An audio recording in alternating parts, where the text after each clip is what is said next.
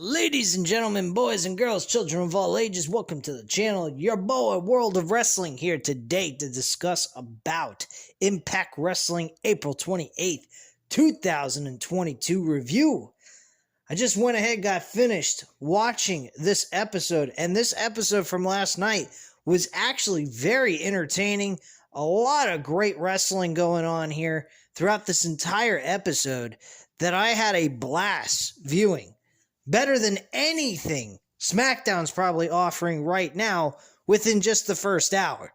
So, I'm recording this at 9 o'clock. So, bottom line, guys, if you want to get away from SmackDown, by all means, go ahead and get Impact Plus or check it out on another website, one of those pirate websites that you really shouldn't be going to, but people go to them anyway.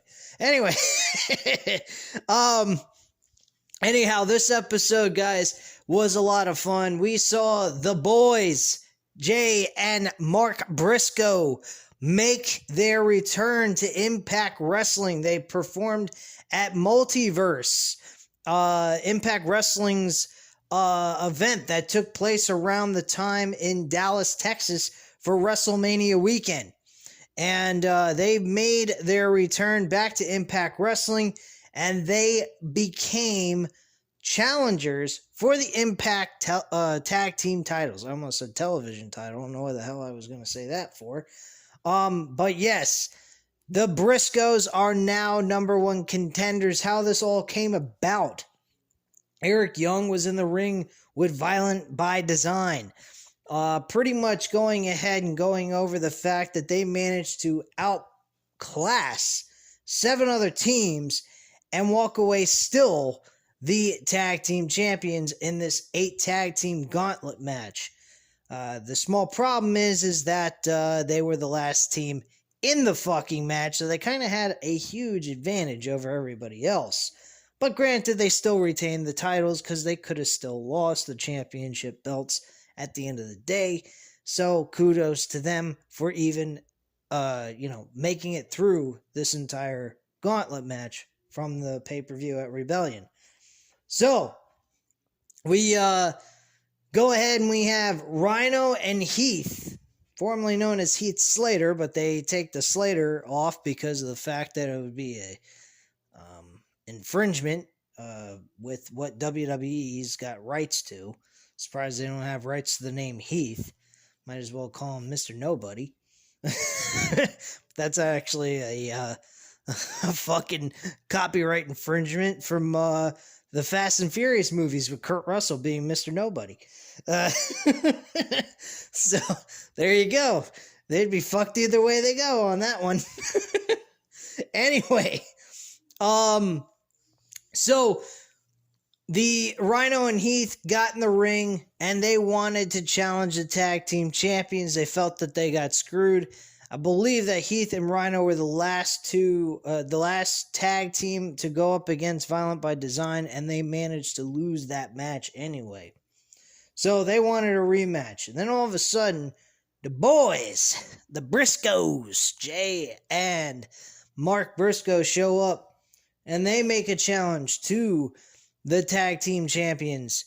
And the tag team champions are like, whoa, hey, we're backing out of this. This seems to be your problem, not an us problem. So why don't you go ahead and solve it between the two of you, and once you figure it all out, you come back to us, and we'll challenge either one of you for the fucking tag team titles. And basically that's what happened. The Briscoes defeated Rhino and Heath in a matchup. Heath suffered the loss with an elbow from the top rope by Mark Briscoe, which is very unusual. Most of the time, Jay Briscoe is getting the W's for his team, and Mark Briscoe just looks good in the ring with his brother. But actually, there was a total role change here, and Mark Briscoe managed to pick up a victory with an elbow drop from the top rope. And Rhino was kind of on the outside, knocked out, and was unable to make the save for his tag team partner. So the Briscoes won the match and are now number one contenders for the May 7th event on Impact Plus called Under Siege. So This should be a good match. I would have saved it though for Slammiversary, but there's always a possibility there could be some fuckery take place in this matchup, leading to the Briscoes to wanting to get revenge on what happened to them at Under Siege, and they just do a rematch at Slammiversary, and they could just stretch it out to that major pay-per-view.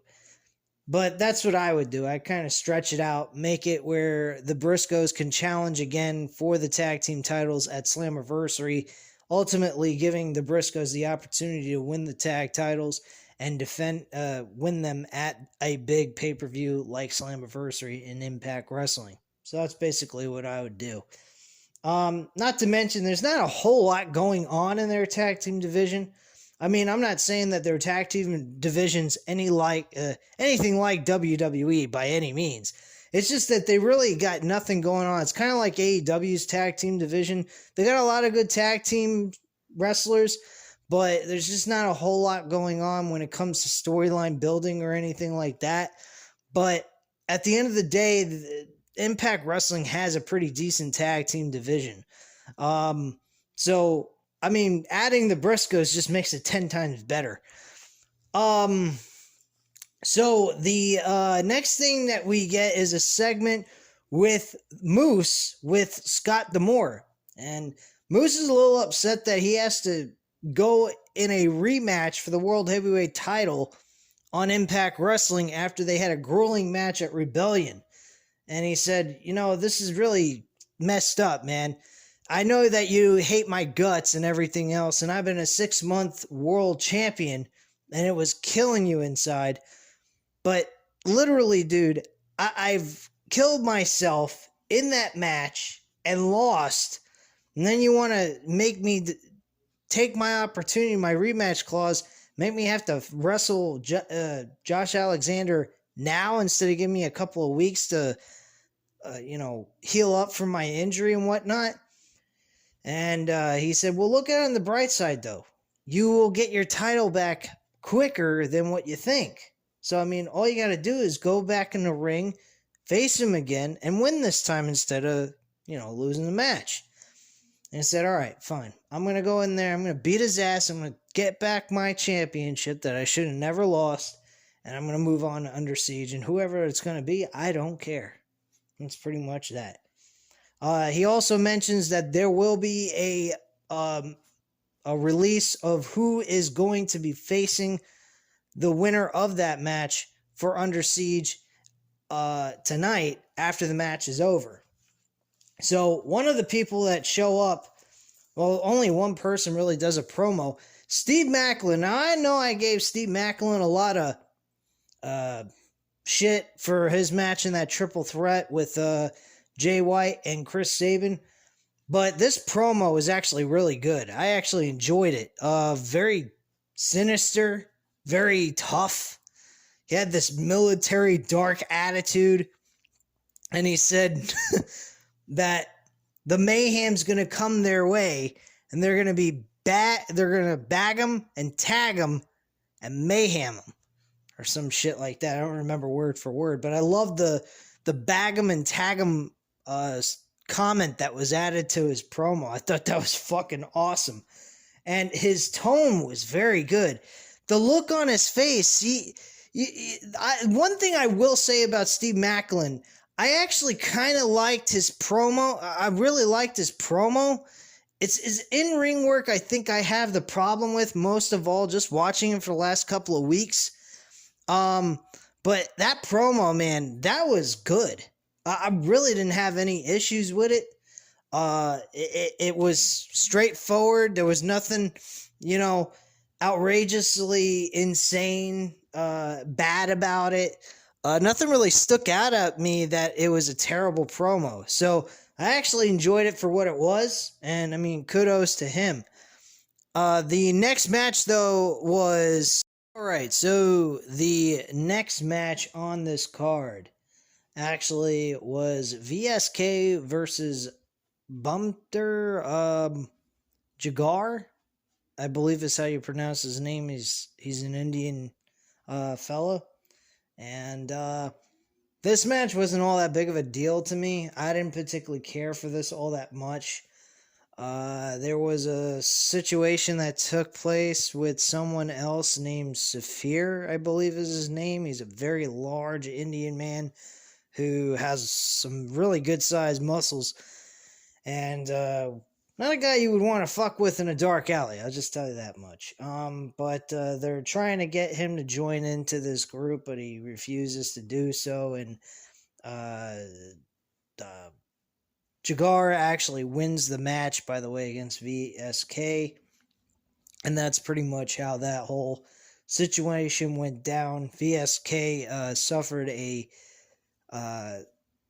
Samoan drop from Saphir, and that's pretty much what took place there. I believe that's what his name is. If I'm wrong, I apologize. But yeah, I didn't have any care in the world for this match. This is one thing on the show that I just did not care about. Next up was Honor No More with Michael Bennett, Eddie Edwards, and fucking Matt Taven going up against Alex Shelley, Chris Sabin, and Mike Bailey. Mike Bailey actually had a segment earlier on in the show with Ace Austin. Ace Austin was challenged by Rocky Romero for the X Division title. They had a confrontation backstage when Ace Austin was supposed to be conducting an interview. He was interrupted by Rocky Romero, telling him, hey, would you like to join the Junior Cup tournament as a way of achieving another championship or something like that, joining in the New Japan tournament. And he said, yeah, I'd love to. I mean, I'd love to join into the tournament and everything, but you kind of interrupted my speaking time here. This is my set, why don't you show some respect and get the hell on out of here, kind of attitude. And Rocky Romero didn't really like that tone. He didn't like how he reacted and everything, so he was like, hey, you want to say that you're the greatest X Division champion of all time and you're a Hall of Famer, basically? Why don't you and I go at it one-on-one for the X Division championship next week? I got a better idea. Why isn't this match being made for Under Siege? This makes absolutely no sense. Why is this match taking place next week on an Impact show? This is kind of a bad decision in my book. I mean, the match ain't going to be bad. Rocky Romero is not a bad wrestler by any means, but him challenging on Impact Wrestling when they got a pay-per-view coming up in 2 weeks, well, it's not really a pay-per-view. You can have access to it on Impact Plus. But still, I mean, and even on Fight TV, it's only $9.99 to purchase as an individual pay-per-view event. But still, I mean, like, why wouldn't you just put this on the Under Siege card? It really is kind of odd to me to put it in some other place like this and have it on Impact Wrestling. Kind of strange, but hey, it's going to be a good match, I think. But yeah, Mike Bailey came in. He wanted to shake hands with Ace Austin, congratulate him with the whole win. And Ace Austin looked at him like, what the fuck? Get the hell away from me. I'm out of here. He's like, I thought we were friends. I'm like, what the fuck? What is this Mike Bailey guy? He comes across like a dope. But, man, Mike Bailey in this six-man tag team match, he did not come across like a fucking dope. He was good in this match. He stood out as one of the best guys in this match. He had the best performance, actually. Outshining Alex Shelley and fucking Chris Sabin, which is kind of hard to do sometimes. But they didn't have as much time in the ring as Mike Bailey did. Mike Bailey had a lot of in-ring time. He actually helped the team out most, while Sabin and Alex Shelley kind of shared the workload on their end, and that's about it. But Mike Bailey had most of the work that was on his back for their team, which is pretty weird. Matt Taven and Eddie Edwards and Michael Bennett, they both shared the workload very evenly, I would have to say. A lot of tag teaming in and out of the match. by both of these guys. By all three of these men, I should say, because it's a 6-man tag team match. But at the end of the day, Eddie Edwards delivered the Die Hard driver and got the 1-2-3 on Mike Bailey, and they suffered the loss. After the match, though, Alex Shelley was very upset with Mike Bailey in losing for the with the team and everything.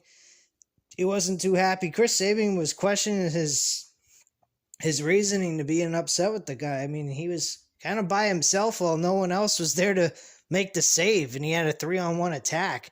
So Chris Sabin felt a little, bad for Mike Bailey, while Alex Shelley had no sympathy whatsoever. Which is kind of odd. This might be a telling story that Alex Shelley may turn heel, and we'll see a Alex Shelley-Chris Sabin storyline build here as a rivalry. I'm not sure. I would hate to think that they would separate these two. They're a good tag team. They've been together for many, many years. I mean, they're both good individually on their own, but still, I would prefer them as a tag team. I think they'll get lost in the shuffle unless they're going after the X Division Championship. The next match on the card was Tasha Steelz and Savannah Evans versus Decay, which was Rosemary and Havoc. Before that match actually took place, though, we had Taya Valkyrie actually show up in the middle of the ring as the AAA Women's Champion, pretty much talking about her victory and what took place at Rebellion from this past Saturday that happened last week. Also, there was mentioning about her issues with not having any creative direction. She was pretty much lost, was very much separated from her family and friends for most of her time away from Impact Wrestling for a year. She didn't really like the fact that she was creatively bankrupt. I guess you could use that terminology that JD uses all the time about WWE. And pretty much she started getting a little emotional while she was talking about that, because I guess she felt like maybe she made a terrible mistake by leaving Impact Wrestling to go to a larger promotion that didn't really appreciate what she had to offer to the company. And now that she's back with Impact Wrestling, she has now found herself and realized who she is. And at that point, while she was in the middle of her promo, Deonna Purrazzo, who is actually defending her. Oh my gosh. Defending her Ring of Honor Women's Championship against the interim champion, Mercedes Martinez.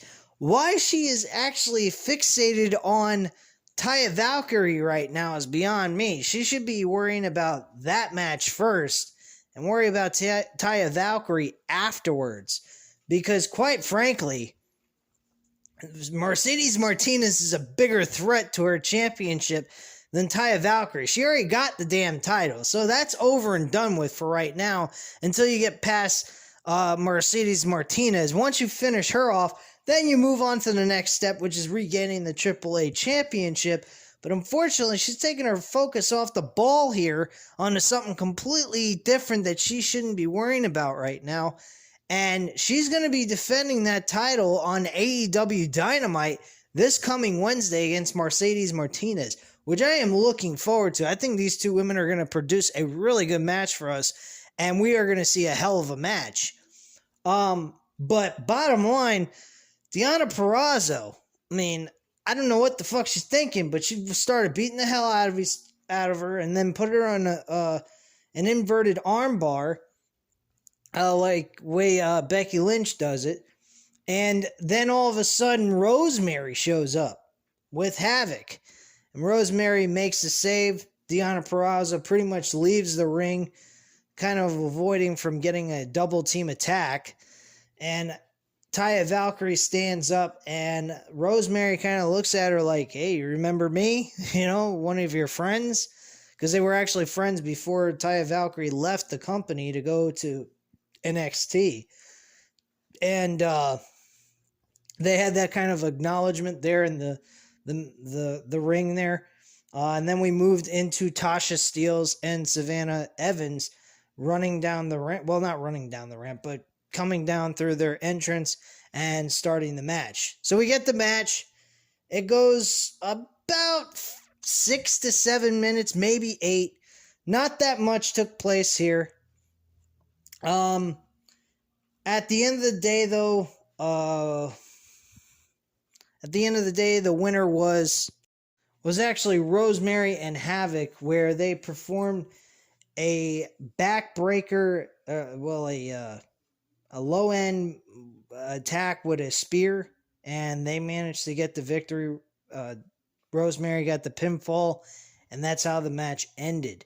So at this point, from what we know, is Havoc is challenging for the Impact Knockouts Women's Championship against Tasha Steelz. So Tasha Steelz now is facing another opponent from DK, and she is going up against the much larger woman, the heavy hitter of the group, and hopefully she can get past Havoc, which I don't see why she wouldn't. She managed to get past Rosemary, which is the bigger star. She's going to get past Havoc with no problem. I'd find it very weird if they gave the title to Havoc on a fucking Impact Plus show, which makes absolutely no sense to me anyway. Anywho, let's move along with this review here. We had Emma and Madison Rayne having their segment, this All About Me segment, which was bloody fucking awful. They were interrupted by this new woman that appeared out of nowhere with a spotlight on her in the back locker room. The whole thing was fucking retarded. Waste of everybody's time. Definitely something to skip if you go back and you watch this episode. Then it was the main event for the Impact World Championship. This match was actually really good. A lot of fun to watch, just like the Rebellion match. Again, like I said, this match really belonged on the Under Siege card. I think this match would have been very entertaining to watch, just like it was here on the main event of the show. They did a good job together. They worked very well together, and they really busted their asses in that Rebellion match.